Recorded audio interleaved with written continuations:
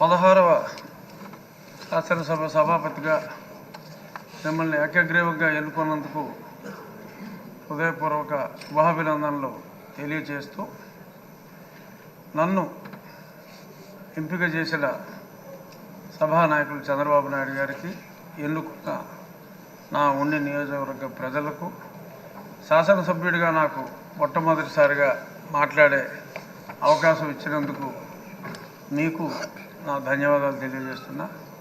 అందరూ చెప్పారు, మీరు ఎన్నిసార్లు మంత్రులు చేశారు, ఎన్నిసార్లు ఎమ్మెల్యేలు చేశారు కాబట్టి సమయం కూడా తక్కువ ఇచ్చారు కాబట్టి వాటి జోలికి వెళ్లకుండా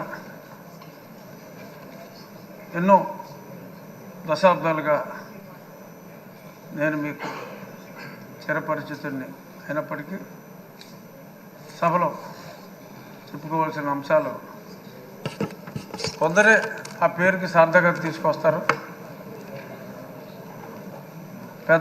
చిన్నవారికి అయ్యగా,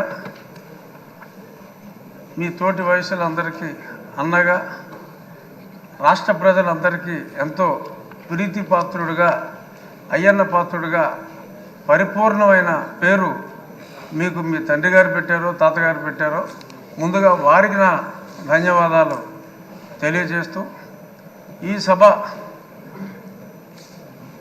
పామరులందరికీ అర్థమయ్యేలాగా సరళమైన భాషలో మీరు మాట్లాడతారు. అందులో గరళం లేదు, సరళమైన భాషే మీరు ఎప్పుడు మాట్లాడారు. ఇప్పుడు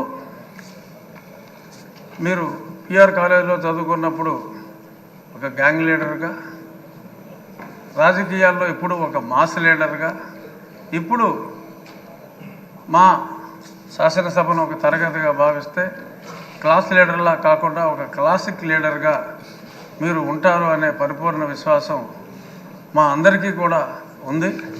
నిన్ననే మరి సింహంలాగా చెప్పుకునే వాళ్ళు సభకు వచ్చి వారి పేరు కూడా మర్చిపోయేలాగా పెప్ప అన్నారు. ఎందుకంటే అయ్యన్న పాత్రుడు గారిని సభాపతిగా ఎన్నుకుంటున్నారని అప్పటికే తెలిసిపోయింది కాబట్టి మరి వాళ్ళ పేరు కూడా మర్చిపోయే పరిస్థితి వచ్చింది.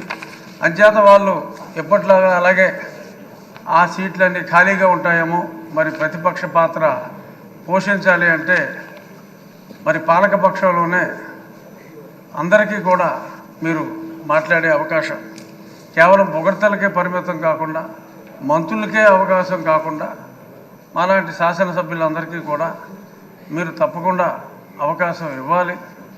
సోదరుడు మనోహర్ గారు చెప్పినట్టు మాజీ స్పీకర్ గారు అందరికీ కూడా డిబేట్లో మాట్లాడి, ఒక శాసనసభ్యుడికి శాసనసభలో గౌరవం ఉన్నప్పుడే వారి అసెంబ్లీ స్థానాల్లో కూడా వారికి గౌరవం ఉంటుంది.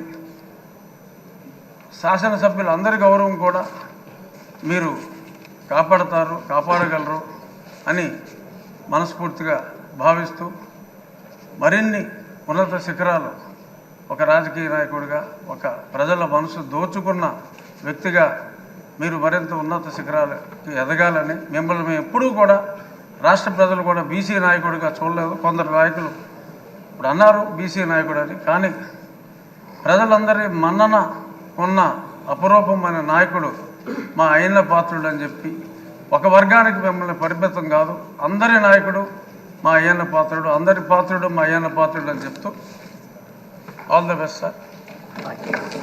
ఆంజనేయులు గారు ప్లీజ్ కొంచెం సమయం పాటించండి.